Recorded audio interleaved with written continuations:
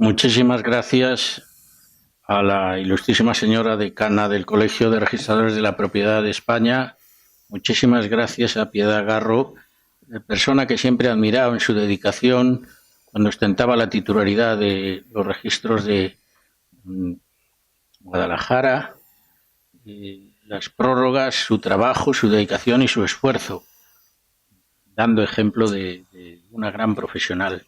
y una gran madre. La amistad que nos une pues quizá ha acrecentado esa situación profesional o esos alabanzas, fruto de ese afecto personal, más que de la valía profesional. A lo largo de mi trayectoria profesional, sobre todo en el periodo y sobre todo también quiero saludar a todos los aquí presentes, registradoras, registradores y sobre todo a quienes ya se encuentran en esa situación de jubilación. A lo largo de mi vida profesional en el ámbito judicial, pues la convivencia en el mundo rural me hizo tener como compañeros y amigos y compañeros a los registradores de la propiedad con los que conviví en aquellos años de mi vida judicial, algunos de los cuales desgraciadamente ya han fallecido. Y sobre todo fue en el año 1990 cuando fui designado vocal del Tribunal de las Oposiciones, del Tribunal 1, de las Oposiciones de Registradores de la Propiedad, un tribunal presidido por José Poveda y del cual era secretario Eugenio Rodríguez Cepeda, con el que siempre me ha unido una muy buena relación personal y profesional. Cuando conocí, entonces estábamos en Príncipe de Vergara, estaba el colegio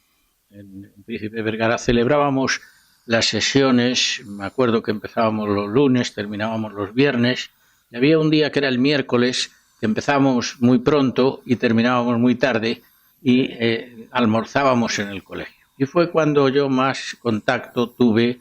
con el cuerpo de registradores de la propiedad. Y siempre me asombró el rigor y la preparación de quienes en su condición de opositores pues intentaban o conseguían ingresar en el cuerpo de registradores de la propiedad.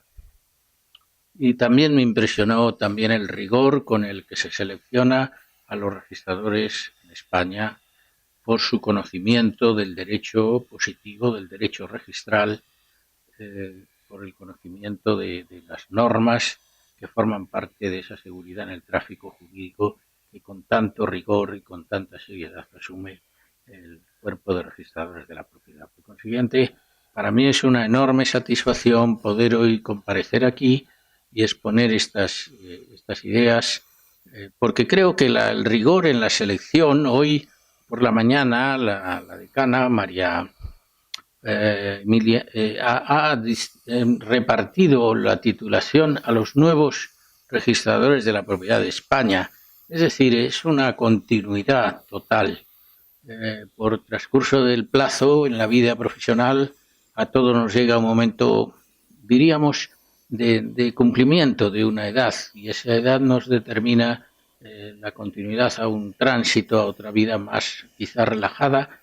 menos profesionalizada, pero sin duda vinculada a la defensa de esos valores tan esenciales del registro de la propiedad. Y entonces, en esta mañana, pues se ha producido esa renovación entre los antiguos y los nuevos registradores, otorgando nuevos títulos, sin duda a profesionales que van a desarrollar su función con ese rigor y esa dedicación que caracteriza al cuerpo. Yo quisiera también, en las circunstancias actuales, pues tener un recuerdo para Jesús González Pérez, catedrático de Derecho Administrativo, registrador de la propiedad, abogado en ejercicio, académico de la Real de Jurisprudencia y Legislación, de Ciencias Morales y Políticas, recientemente fallecido, que fue para todos nosotros, al menos para mí, fue un ejemplo de dedicación y entrega al trabajo. Muchos de sus trabajos para mí me sirvieron esencialmente en la preparación de las oposiciones de magistrado de lo contencioso administrativo y tuvimos la desgracia de perderlo hace unos días. Tuve la satisfacción de, con Francisco González Navarro, colaborar como coautor en unos comentarios que hicimos a la Ley 3092, modificada por la Ley 499, sobre el régimen jurídico de las administraciones públicas y del procedimiento administrativo común. Y para mí es un recuerdo entrañable el que también realizo en este momento. Voy a tratar de poner de relieve la importancia y trascendencia del momento que vivimos en relación con la aplicación e interpretación de nuestro texto constitucional. Es algo que a todos nos compete. En el caso de los registradores de la propiedad, son fundamentalmente los artículos 149.1.6 y 149.1.8 los que, junto con el artículo 9.3 de nuestra Constitución, fijan pautas fundamentales de ordenación en el cuerpo de registradores. Por una parte, como principio inspirador del ordenamiento jurídico, la certeza y la seguridad jurídica. El registrador, a la hora de llevar a cabo la calificación registral, a la hora de cumplir los mandatos establecidos en la Constitución, en la ley hipotecaria, en los principios rectores del ordenamiento hipotecario, contribuye de manera decisiva a sembrar la seriedad, la estabilidad, la certeza en las relaciones económicas, potenciando el desarrollo de la economía, potenciando la seguridad jurídica.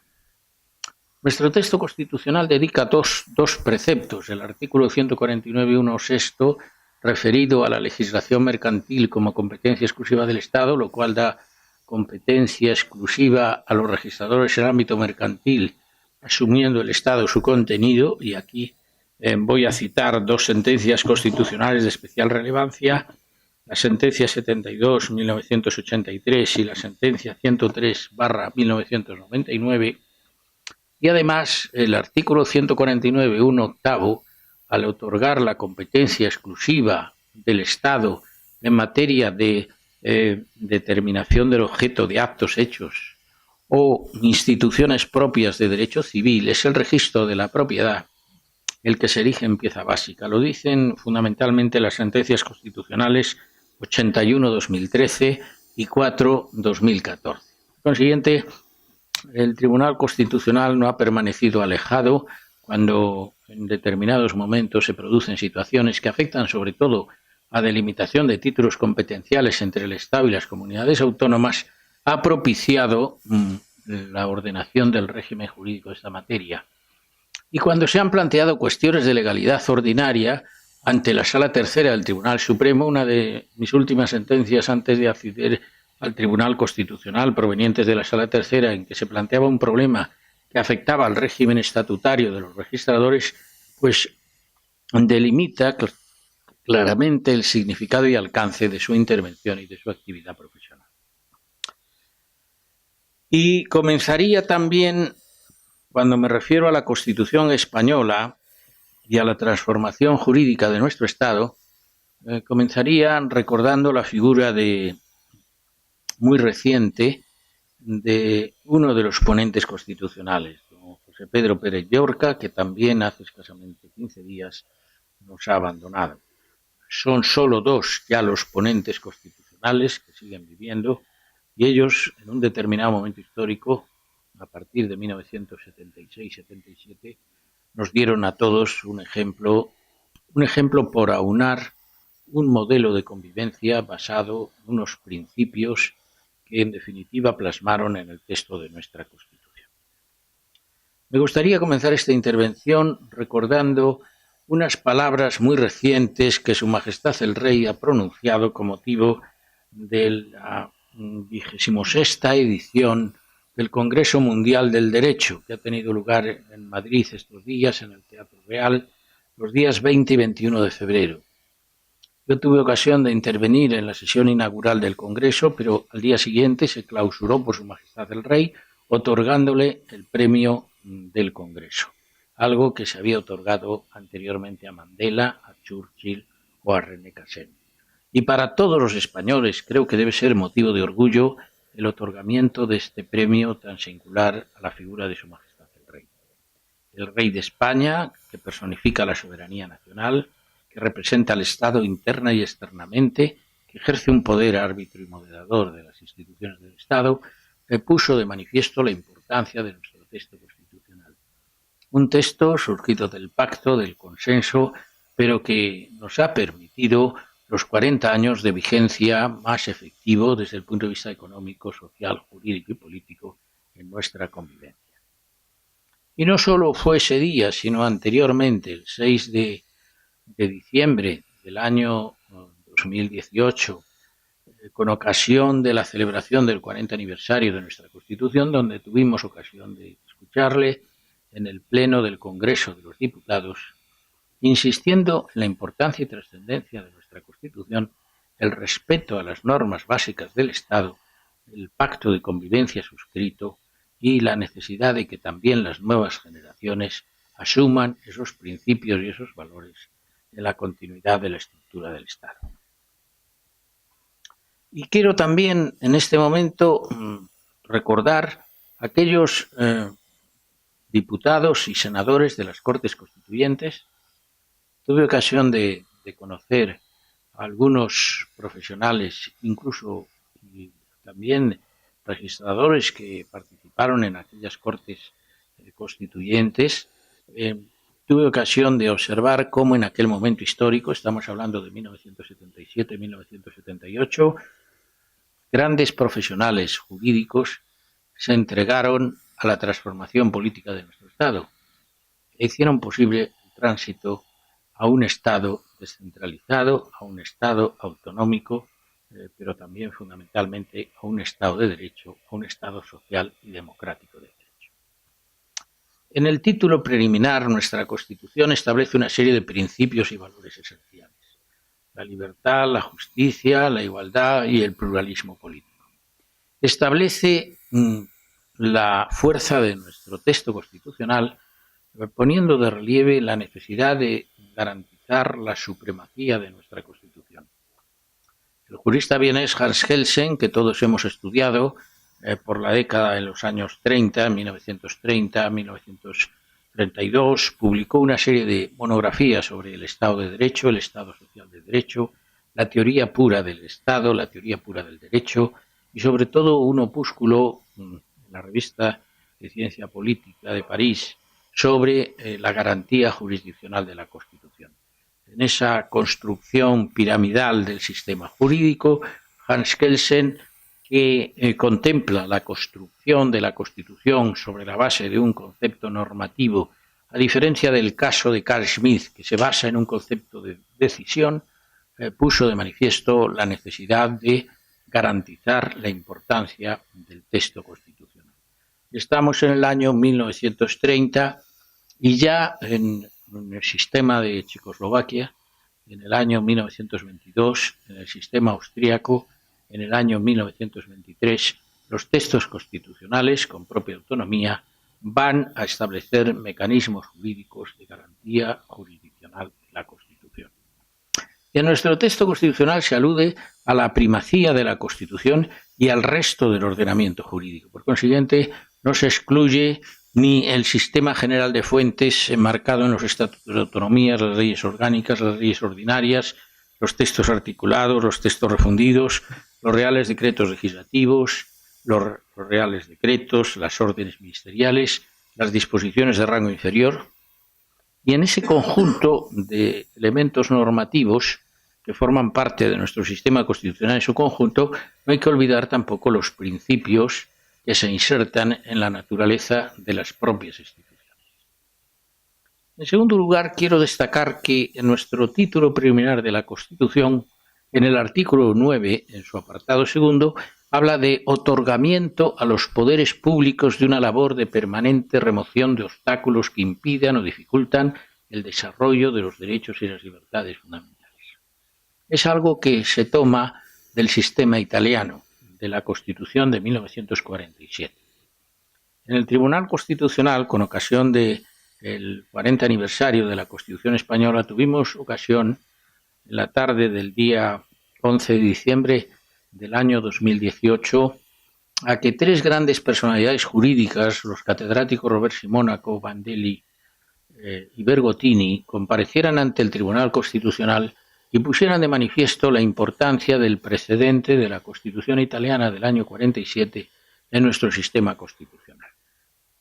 y pusieron también de relieve cómo esa cláusula de transformación del Estado ya estaba prevista en el artículo 3º de la Constitución italiana en el año 1947, cómo el sistema italiano ya perfilaba esos rasgos fundamentales de promoción de la libertad, de los derechos fundamentales. Y esencialmente en el terreno en que hoy nos movemos, esencialmente juristas de reconocida competencia y valía, como es el cuerpo registrador de la propiedad, yo no quería excluir del análisis la importancia que el principio de legalidad, la jerarquía normativa, la interdicción de la arbitrariedad, la irretroactividad de las normas desfavorables o restrictivas de derechos individuales y sobre todo esos grandes principios a los que me he referido al tratar del cuerpo de registradores, la certeza y la seguridad jurídica, se erigen como piezas fundamentales de la construcción de nuestro ordenamiento jurídico. Siguiendo el texto constitucional, me gustaría destacar dos perspectivas que ya superan el título preliminar y que pasan al título primero. En primer lugar, la dignidad de la persona humana. La dignidad de la persona humana aparece como fundamento del orden político y de la paz social. La dignidad de la persona humana no es un canon de constitucionalidad, pero sí es un principio que va a incidir en la existencia de los derechos fundamentales y las libertades públicas. Y en segundo lugar, me gustaría destacar cómo, desde la aprobación del texto de nuestra Constitución, se produce la ratificación de los tratados y acuerdos internacionales en los que España es parte. El primer presidente del Congreso, Fernando Álvarez de Miranda, acude en el año 1977 al Consejo de Europa y en ese momento, con la intervención de Marcelino Oreja Aguirre, se produce la ratificación de los primeros tratados y convenios que nos insertan directamente en Europa. La Declaración Universal de Naciones Unidas del año 1948, la Convención Europea de Derechos Humanos de 1950, los pactos de derechos civiles y políticos, los pactos de derechos económicos y sociales de Nueva York de 1967, la Carta Social Europea de 1963, la Carta de los Derechos de la Unión Europea de los Ciudadanos del año 2000, son pues elementos fundamentales que el sistema jurídico español asimila e integra en nuestra propia jurisprudencia, en nuestra propia construcción jurídica. Dos importantes magistrados constitucionales de la primera etapa, Manuel Díaz de Velasco, Antonio Trujol Serra, catedráticos de Derecho Internacional Público, y este último además catedrático de Filosofía del Derecho, insertan ya en las primeras resoluciones del Tribunal Constitucional aspectos esenciales extraídos de la jurisprudencia interpretativa del Tribunal Europeo de Derechos Humanos. Voy a poner dos ejemplos que así lo ponen de relieve. En primer lugar, el principio de igualdad. En el texto de nuestra Constitución se establece el principio de igualdad sin discriminación por razón de raza, sexo, religión o cualquier otra circunstancia personal o social. El Tribunal Constitucional desde el primer momento asimila esa doctrina jurisprudencial del Tribunal Europeo de Derechos Humanos, introduce la existencia de creación de un término estricto de comparación, un tercio en comparaciones con otra relación, demostrando la necesaria identidad de situaciones, porque a esa identidad de situaciones habrá de aplicarse las mismas consecuencias jurídicas, eliminando supuestos de asimilación, de analogía, de interpretación extensiva y propiciando el rigor en la aplicación del principio de igualdad. Bien entendido que si hay una situación excepcional o singular, esa excepcionalidad ha de estar plenamente justificada conforme a los criterios que establece la jurisprudencia. Y además, en otro aspecto, en otra perspectiva no menos relevante, el Tribunal Constitucional desde sus primeros momentos va asimilando toda la doctrina que se construye en el derecho europeo y sobre todo en el Tribunal Europeo de Derechos Humanos a la vista de la previsión del artículo 6 del Convenio Europeo. El artículo 6 del Convenio Europeo habla de la existencia de un juicio equitativo y público ante un tribunal independiente e imparcial dentro de un plazo razonable en relación con los derechos y obligaciones de carácter civil o con las actuaciones o acusaciones de carácter penal. Pues bien, esa referencia tasativa del artículo 6 del Convenio Europeo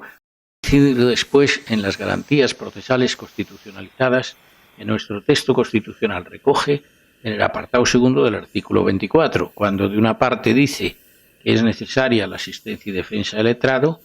es necesario no confesarse culpable, es un derecho fundamental la presunción de inocencia, es necesario un juicio público con las debidas garantías dentro de un plazo razonable y por un procedimiento independiente e imparcial. Eso, en definitiva, en el derecho europeo y en el derecho interno de nuestro Estado se denomina juicio equitativo ante un tribunal independiente e imparcial, es lo que configura una garantía procesal fundamental de nuestro ordenamiento. Y en este sentido, la jurisprudencia del Tribunal Constitucional, asumiendo la jurisprudencia del Tribunal Europeo de Derechos Humanos, proyecta la realidad de esos criterios en la actividad constante de nuestros jueces y tribunales ordinarios. Pero además, las piezas fundamentales en las que se sustenta el Estado de Derecho, y en esto insistió mucho los últimos discursos de Su Majestad el Rey, se basan esencialmente en la existencia de una división de poderes, en la sumisión de la Administración a la ley, en la sujeción de los poderes públicos al texto de nuestra Constitución, por consiguiente en los valores esenciales que determinan la existencia de un Estado de Derecho. Los operadores jurídicos estamos obligados a interpretar el ordenamiento jurídico en coherencia con la integridad del sistema, lo que da pie a una resolución suficientemente fundamentada. Lo vemos constantemente en las resoluciones de la Dirección General de Registros y Notariado, o lo vemos en las resoluciones judiciales, es la interpretación coherente, la interpretación sistemática, la interpretación razonada y motivada de los aspectos que en cada caso son puntuales y que son objeto de la correspondiente valoración. En este punto de vista me gustaría destacar dos grandes perspectivas: la perspectiva de nuestro Estado de Derecho como Estado democrático y la perspectiva de nuestro Estado de Derecho como Estado social. Desde la perspectiva del Estado democrático de Derecho, fundamentalmente,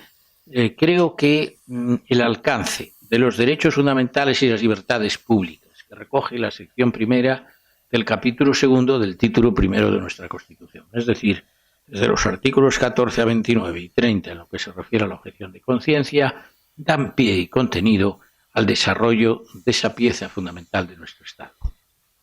Hay que tener en cuenta que los derechos fundamentales y libertades públicas se regulan por ley orgánica. Hay que tener en cuenta que esos derechos fundamentales y libertades públicas exigen la protección del recurso de amparo ante los tribunales ordinarios de manera preferente y, como dice el artículo 53.2 de nuestra Constitución, y en su caso, cabiendo el recurso de amparo ante el Tribunal Constitucional.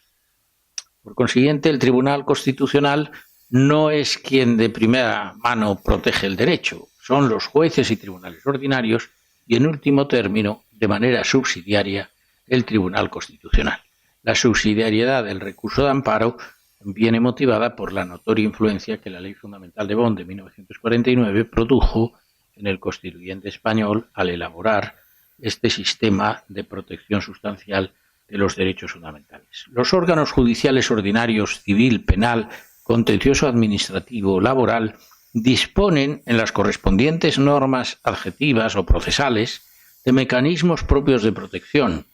la ley de protección al honor, a la intimidad personal, la ley o el desarrollo de aquella parte de nuestro Código Penal que determina la comisión de hechos delictivos en los que está en juego la protección de derechos fundamentales. La ley de la jurisdicción contenciosa administrativa con un procedimiento específico en materia de protección de derechos fundamentales. La ley de la jurisdicción social con un procedimiento especial en materia sobre todo derechos de libertad sindical, huelga o derechos fundamentales. Una vez que se produce esa resolución, de manera subsidiaria, cabrá o no el recurso de amparo ante nuestro Tribunal Constitucional. Pues bien, no voy a hacer aquí un alarde inventariado de la naturaleza jurídica de cada uno de esos derechos fundamentales, pero sí subrayar que, primero, no son derechos ilimitados. En el ejercicio de los derechos hay una relación recíproca, de forma que el ejercicio de un derecho puede estar vinculado con el ejercicio de otro derecho. El derecho de reunión con el derecho de libre circulación, o el derecho de respeto al honor y la intimidad personal con el derecho a la libertad de expresión. ¿Cuántas veces vemos sobre todo en publicaciones periódicas, en medios de comunicación, etcétera, que se producen reclamaciones jurídicas porque el uso de la libertad de expresión se vincula o no a la incidencia en materia de honor o intimidad personal. Son juicios ponderativos en los que difícilmente tanto los tribunales ordinarios como el Tribunal Constitucional o los tribunales supranacionales, el Tribunal Europeo de Derechos Humanos o otros sistemas de justicia ordinaria o de justicia constitucional no producen pronunciamientos totales uniformes, sino que en ocasiones se dice la libertad de expresión en este caso llega hasta este punto, el respeto al honor, la intimidad personal llega hasta otra consideración. Ponderar esos aspectos se erigen en pieza fundamental de valoración. El derecho a la igualdad, el derecho a la protección de la vida y la integridad física o moral, el derecho a la libertad ideológica, el derecho a la libertad personal, el derecho a la intimidad y al honor, el derecho a la libre circulación, el derecho a la libertad de expresión, a la libertad de cátedra, el derecho de reunión, el derecho de manifestación, el derecho de acceso a los cargos y funciones públicas, el derecho de participación en los procesos electorales, el derecho a la obtención ante los tribunales de justicia de una resolución fundamentada, el que integra la tutela judicial efectiva, que sintéticamente implica el acceso a la jurisdicción,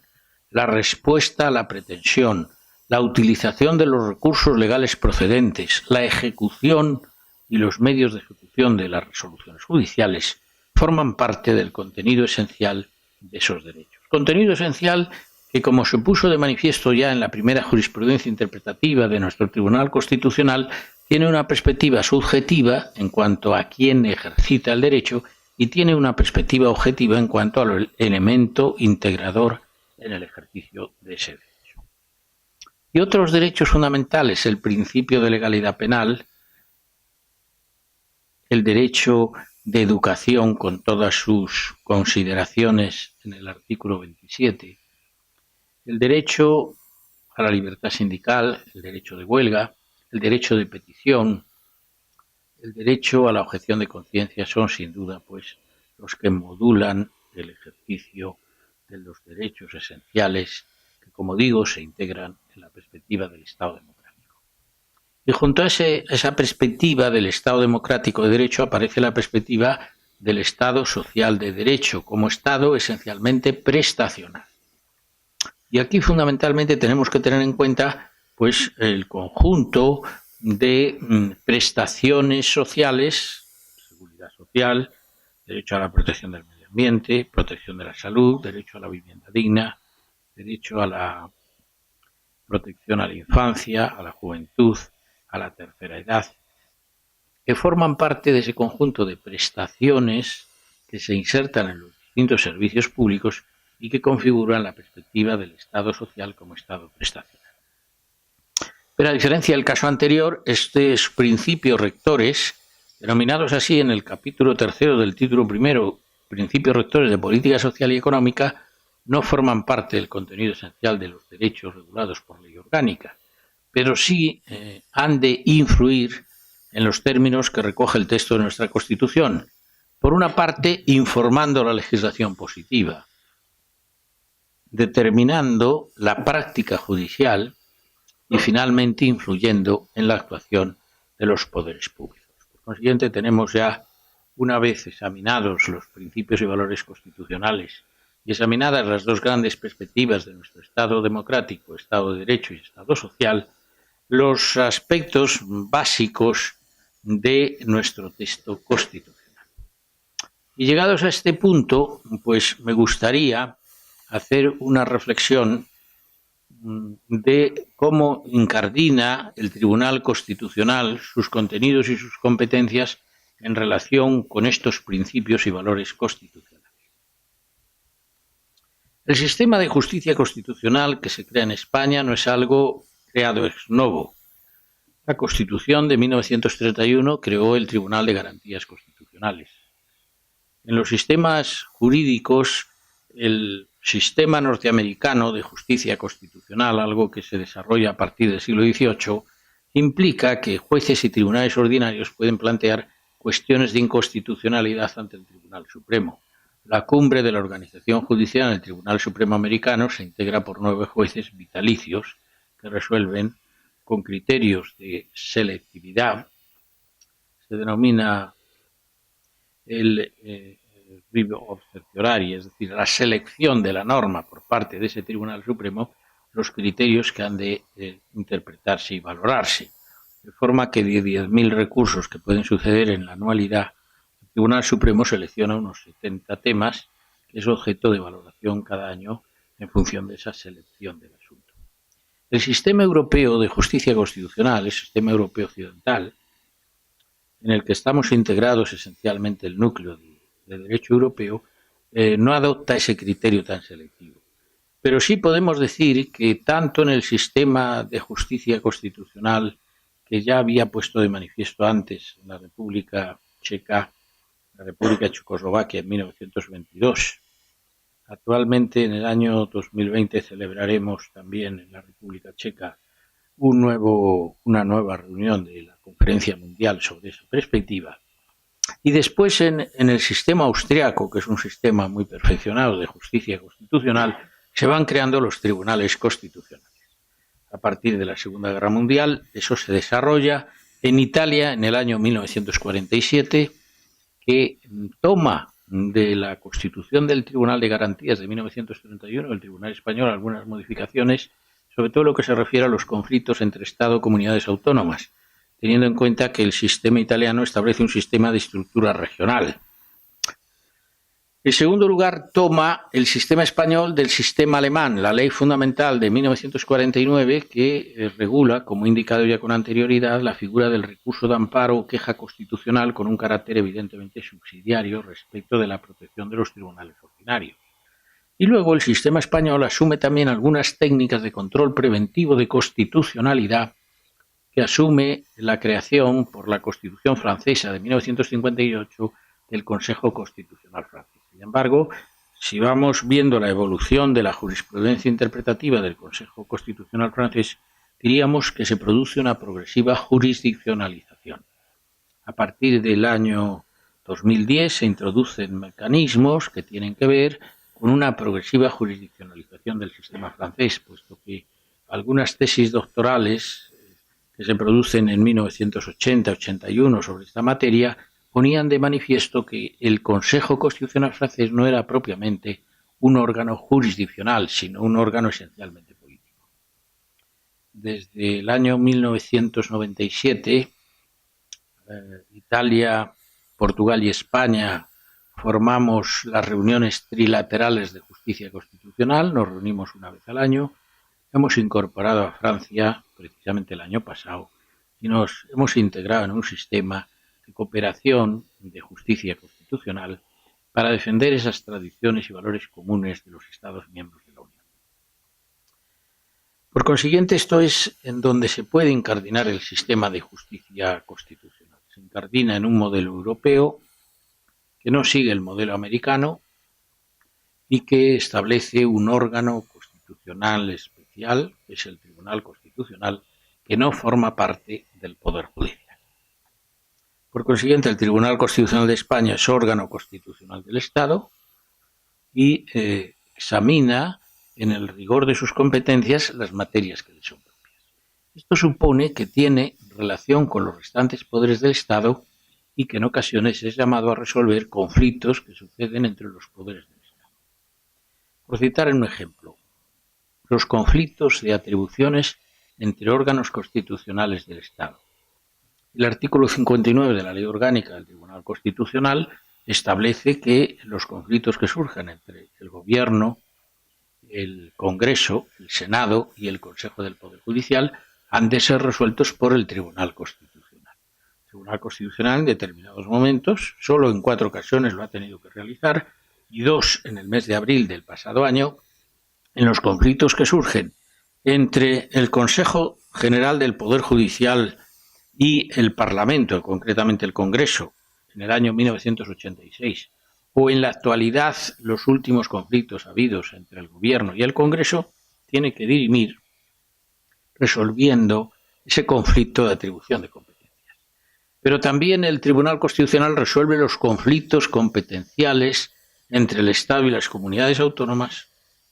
o entre las propias comunidades entre sí. Es decir, si en una relación con un decreto, una norma, se produce un conflicto entre el Estado y la comunidad autónoma o entre las mismas comunidades, el tribunal está llamado a dirimir ese conflicto determinando qué órgano es el competente.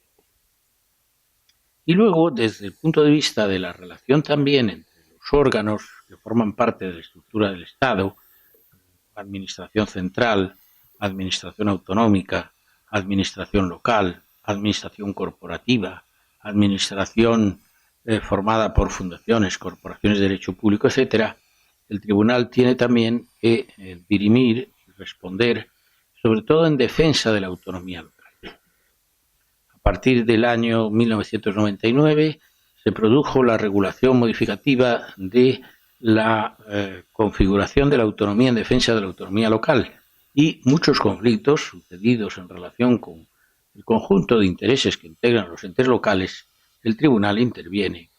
una vez que en ocasiones se haya producido resoluciones que pueden ser dictadas por la jurisdicción contenciosa administrativa. Por consiguiente, el primer aspecto resuelve conflictos entre órganos constitucionales del Estado, entre los poderes del Estado, y trata, en definitiva, de que esos conflictos sean resueltos evitando el enfrentamiento, evitando la asunción o la conflictividad en el ámbito de estas relaciones. Pero sustancialmente, desde el punto de vista de los aspectos puntuales y básicos de la intervención del tribunal, es en los recursos de inconstitucionalidad y en las cuestiones de inconstitucionalidad donde los asuntos que son objeto por parte del Pleno del Tribunal se dirime con mayor exactitud el rigor de la justicia constitucional. Ya Hans Kelsen introduce la idea del control de la constitucionalidad de la ley. La ley es un instrumento normativo esencial. Aquella frase que decía Santo Tomás de Aquino, ordenación de la razón dirigida al bien común por quien tiene el cuidado de la comunidad, pues erige en pieza fundamental de la convivencia. Pero esa ley es un instrumento normativo que ha de sujetarse al principio de jerarquía y a la valoración superior que en el orden jerárquico integra la Constitución.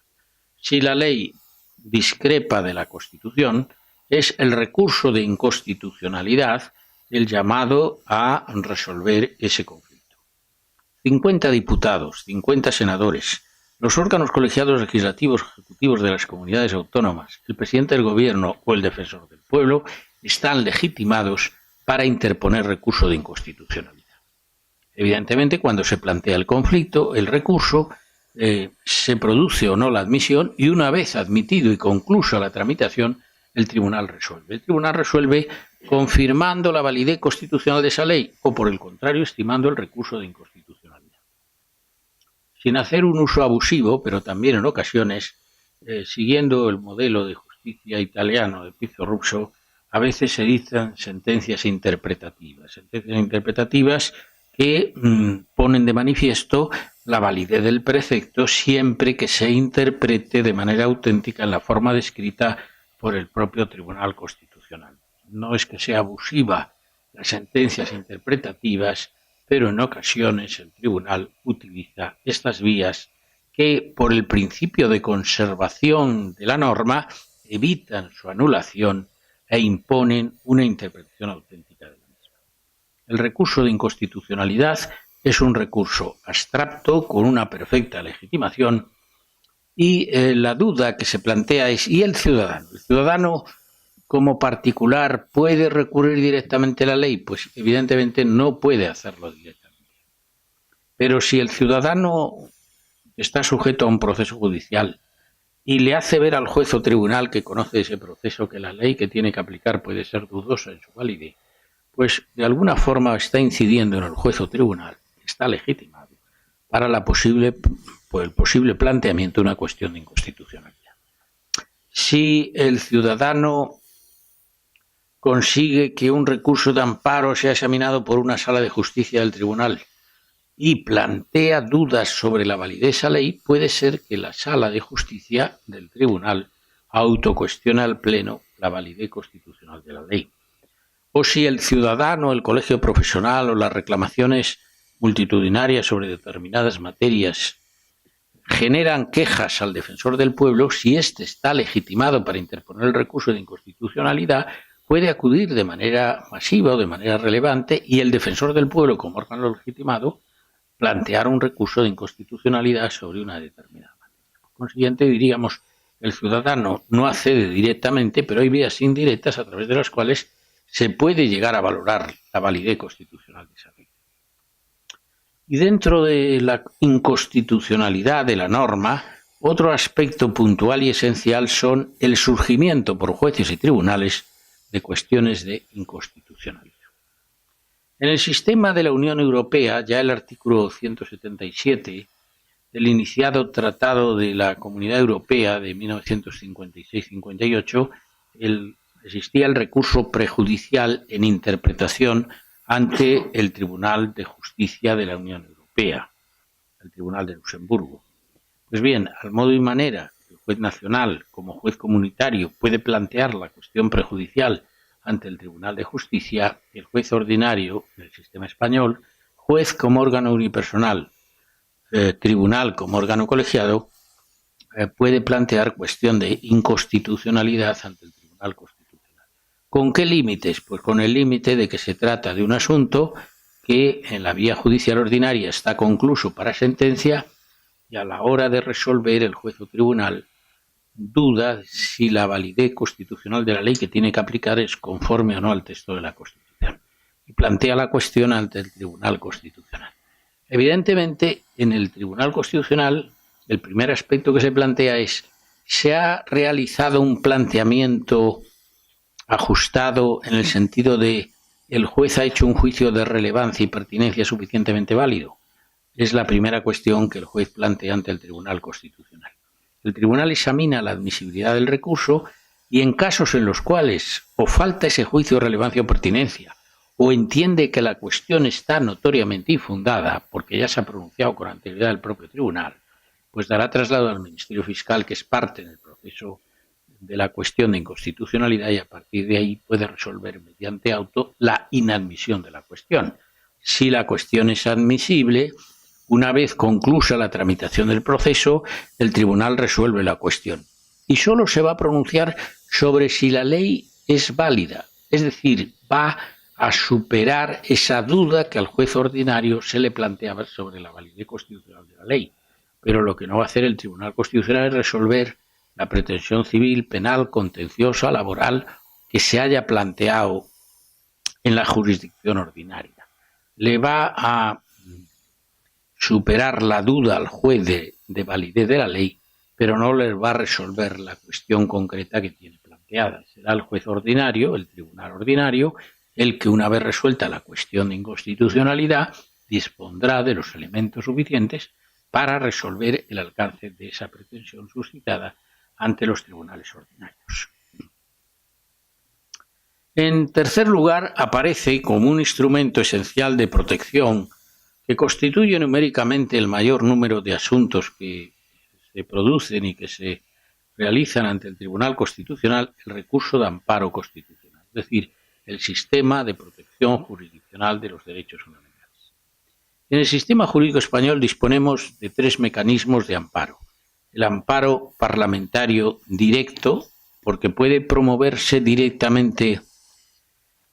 en relación con los actos del Poder Legislativo que no tienen fuerza de ley, por ejemplo, acuerdos de la Mesa del Congreso y del Senado, por ejemplo, acuerdos de la Junta de Portavoces, en los que está en juego esencialmente el contenido constitucional del artículo 23.2, es decir, el jus in officium de los parlamentarios,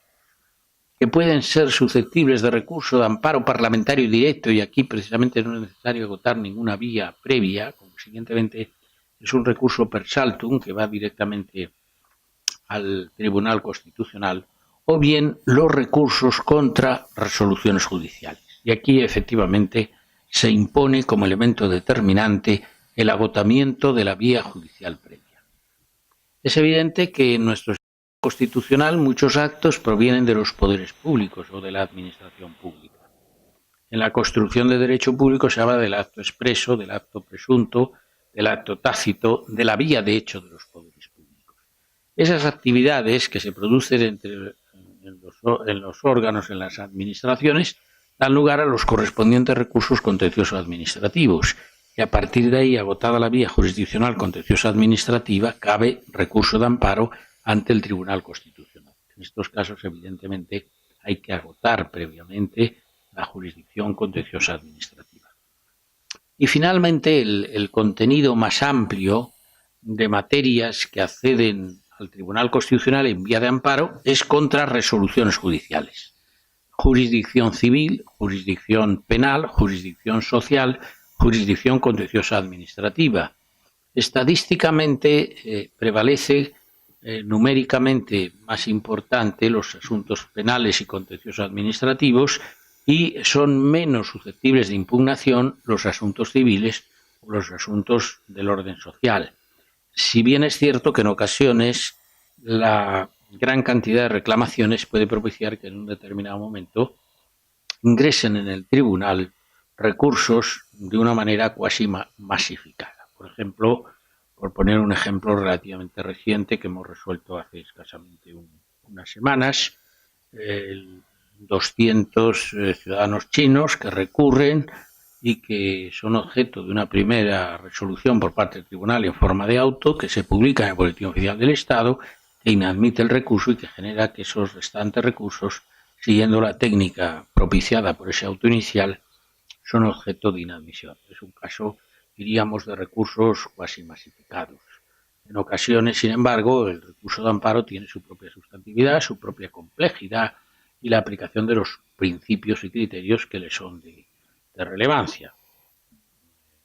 En materia, pues, en ocasiones de carácter civil, penal o laboral o contenciosa.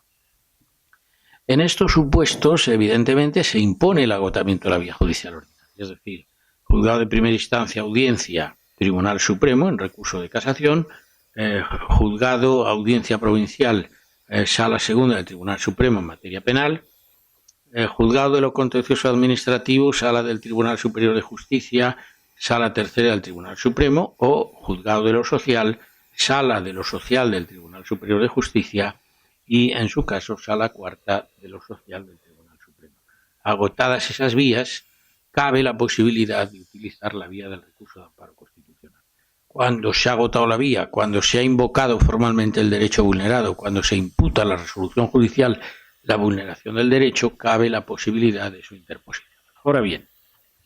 la naturaleza jurídica del recurso de amparo permite constatar que es un proceso constitucional autónomo. El recurso de amparo no es una tercera instancia jurisdiccional. El recurso de amparo no es un recurso de casación para unificación de doctrina. El recurso de amparo no es un recurso de casación en interés de ley, sino que es una instancia, un proceso subsidiario como elemento esencial de protección. Y la reforma de la Ley Orgánica del Tribunal Constitucional ha ido perfeccionando los mecanismos de regulación. Es decir, de un inicial recurso de amparo que se produce con la Ley Orgánica 2/79 y que, sobre todo hasta el año 1988, determinó que las inadmisiones de los recursos de amparo fueran resueltas por auto, ni por providencia ni por sentencia. A partir de la reforma de la Ley Orgánica de 24 de mayo de 2007, se ha introducido el concepto de trascendencia constitucional del recurso. Igual que anteriormente se hablaba de falta de contenido constitucional del recurso, ahora se habla como elemento esencial, como núcleo fundamental, si el recurso tiene o no trascendencia constitucional. Es decir, no solo se impone al recurrente la carga de justificar, sino también de determinar si ese recurso tiene trascendencia constitucional. Y la trascendencia constitucional se ha explicitado desde el punto de vista jurisprudencial en la importante sentencia 155/2009, que ha ido estableciendo en qué casos procede la admisión. Cuando el asunto plantea una cuestión nueva, cuando es necesaria aclarar la doctrina del tribunal, cuando el órgano judicial incurre en una desobediencia respecto de la jurisprudencia interpretativa del tribunal en la medida en que el artículo 5 de la Ley Orgánica del Poder Judicial dice que jueces y tribunales ordinarios interpretarán la Constitución conforme a los principios y valores establecidos por el Tribunal Constitucional en todo tipo de procesos, cuando el asunto tiene relevancia política, especial trascendencia económica o social. Por consiguiente, hay un filtro de valoración de cuáles son los recursos de amparo admisibles y cuáles son los recursos inadmisibles. Esto determina que los estudios jurídicos que nada más promoverse un recurso de amparo se efectúan por parte de los letrados del Tribunal Constitucional.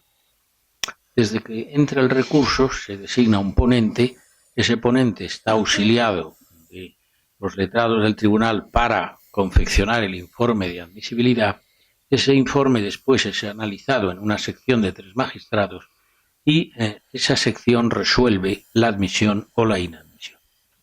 Si hay discusión en la admisión del recurso, el recurso accede a la sala y la sala de 6 magistrados resuelve definitivamente la admisión. Si el recurso es inadmitido, en la sección de manera unánime por los magistrados, frente a esa resolución ya no cabe ulterior recurso.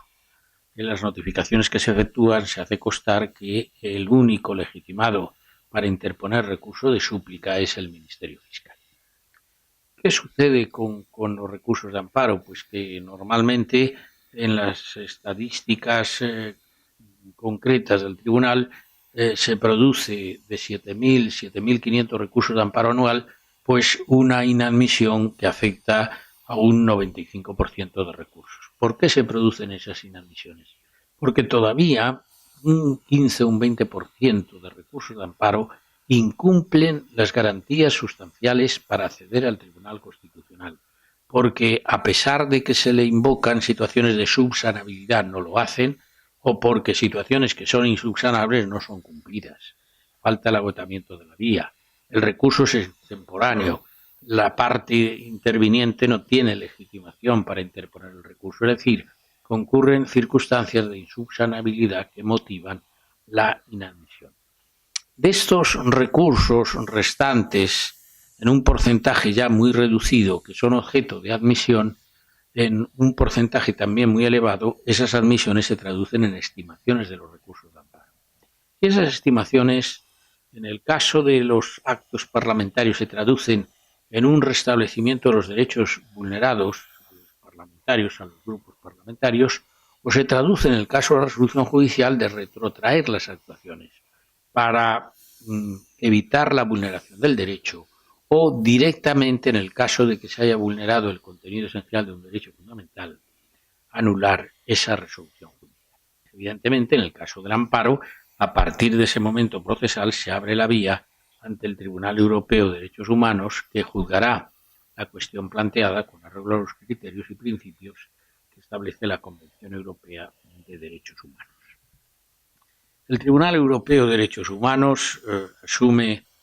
las demandas que se producen en el caso de España. La última anualidad, las estadísticas implican aproximadamente unas 5.000 demandas, de las cuales únicamente se han llevado a la estimación total o parcial de sentencias dictadas por el Tribunal Constitucional en porcentajes muy reducidos. En la última anualidad se puede decir que no superan 20 el número de sentencias dictadas. Lo que sucede es que a veces estas sentencias, por su relevancia, por su trascendencia, plantea un impacto en la vida social que configura esa resolución estimatoria como un elemento esencial cuando realmente, si vamos a la valoración objetiva del proceso, pues vemos que el Tribunal Europeo, en la fase de admisión previa, en la fase final, anula con escasa, diríamos, amplitud en cuanto al número, resoluciones dictadas por los tribunales españoles. Quiero también aquí tener unas palabras de reconocimiento y afecto hacia el presidente del Tribunal Europeo de Derechos Humanos, Guido Raimondi, que como magistrado italiano de la Corte de Casación Civil ha realizado una ingente labor en los últimos años, que ya cesa como presidente del Tribunal Europeo de Derechos Humanos y que en el último discurso de apertura que efectuó en Estrasburgo el 25 de enero de este año, pues advertía de la necesidad de fomentar los criterios esenciales de la democracia, el valor del principio democrático, el respeto a los derechos fundamentales y las libertades públicas, el fomento a la división de poderes, y añadía precisamente el riesgo de desconsolidación de la democracia. La democracia como algo que hay que vivir diariamente, que nos compete a todos preservar y que pues puede producir ese riesgo de desconsolidación precisamente por no tener en cuenta esos principios y valores tan sustanciales. Por consiguiente,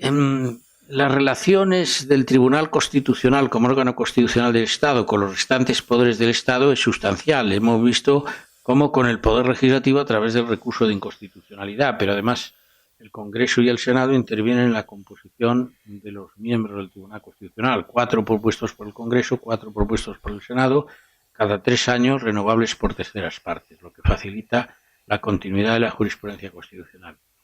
El Tribunal Constitucional también tiene relaciones con el Gobierno. El artículo 161.2 de nuestro texto constitucional prevé que el Gobierno, cuando se impugnan disposiciones normativas que no tienen valor de ley, resoluciones administrativas, puede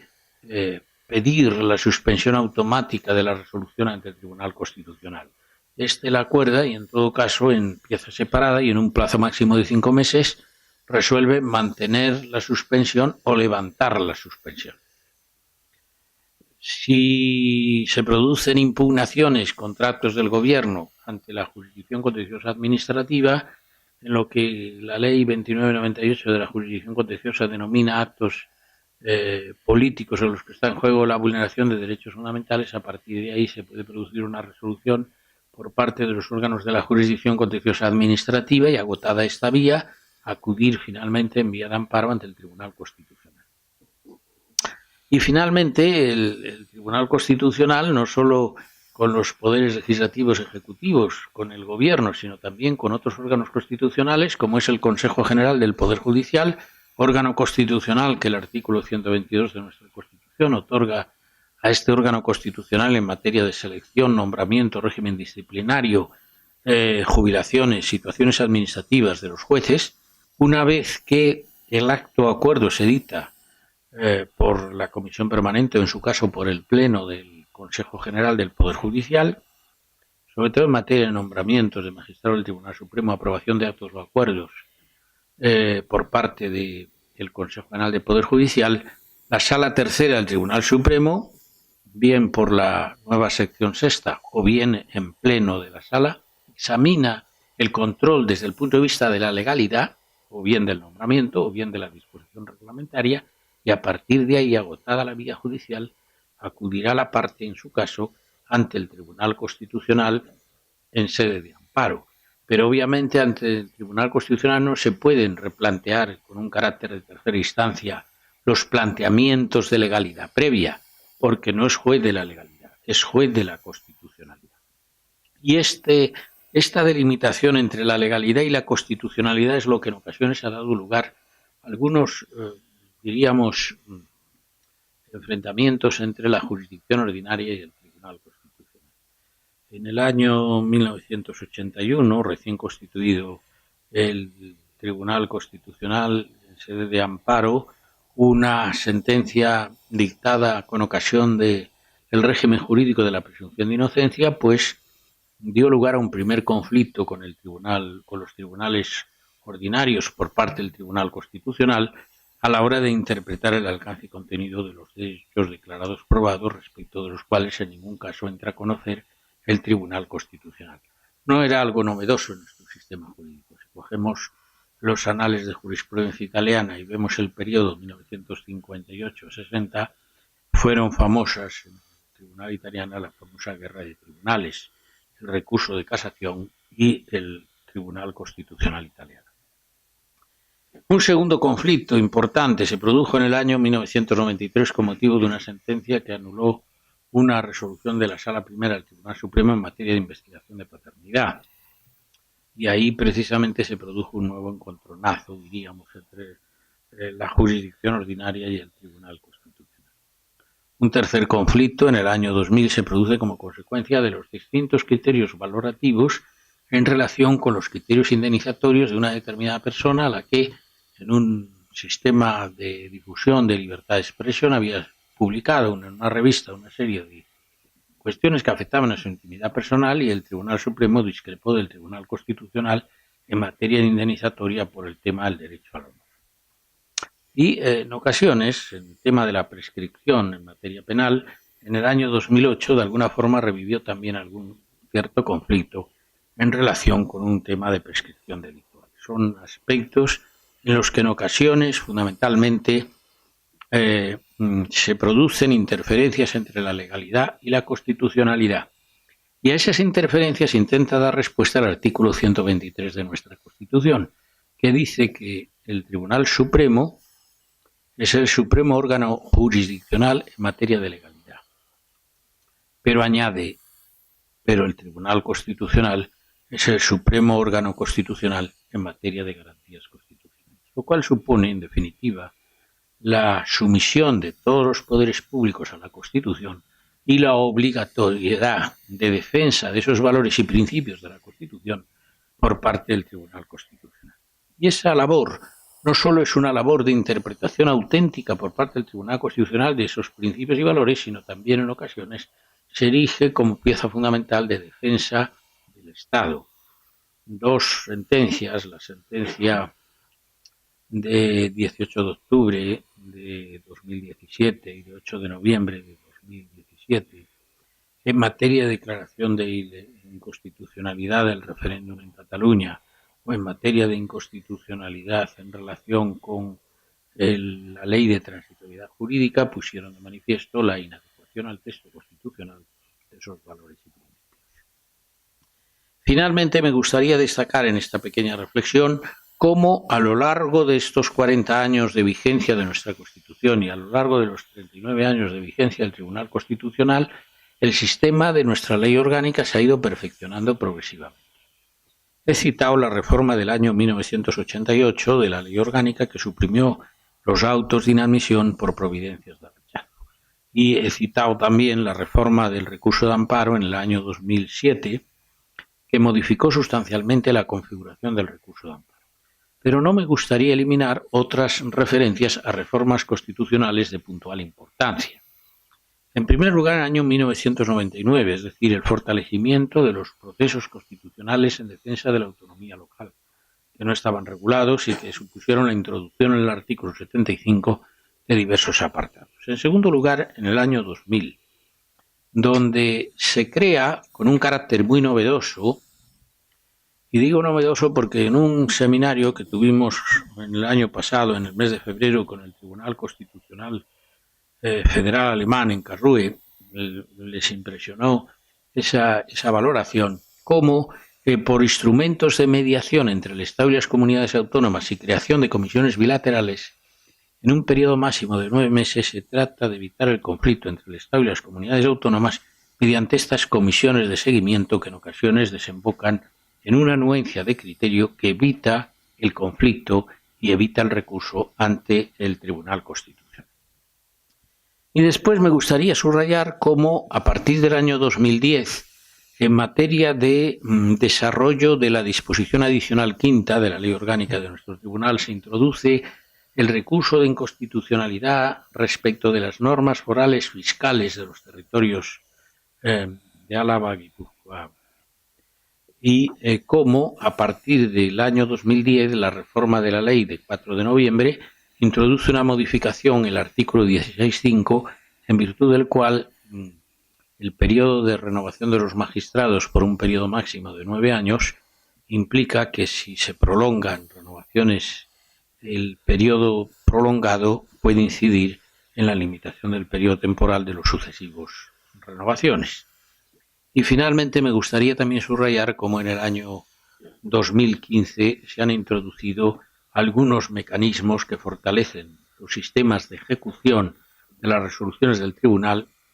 que en ocasiones han surtido un fruto muy relevante, como por ejemplo en la aplicación de multas coercitivas en materia de sindicatura electoral, en el caso de elecciones, el proceso electoral que se produjo en el mes de octubre del año 2017 en Cataluña y que determinó la imposición de multas coercitivas que recurridas ante el Tribunal Europeo de Derechos Humanos han sido desestimadas por dicho tribunal. Y, en definitiva, se trata de reformas jurídicas que van amoldando los criterios y principios a la realidad social y que nos permiten, a la hora de resolver con criterios de aplicación estrictamente jurisprudencial, las distintas cuestiones que en relación con los actos y poderes públicos del Estado desarrolla nuestro Tribunal Constitucional. No quiero hacer más extensiva la intervención. Quedo a la disposición de todos por si se quiere formular alguna reflexión, teniendo en cuenta que no me voy a pronunciar sobre temas latentes en el tribunal o que no me expondré a ser objeto de una recusación en un proceso concreto. Y reitero, y lo digo de corazón, mi sincero agradecimiento por encontrarme en el Colegio de Registradores de España y en presencia de algunos brillantes registradores con los que mantengo una muy buena relación y que siempre me han dado muestras de su preparación jurídica, de su formación humana y de su afecto aquí tan reconocido. Muchísimas gracias a todos.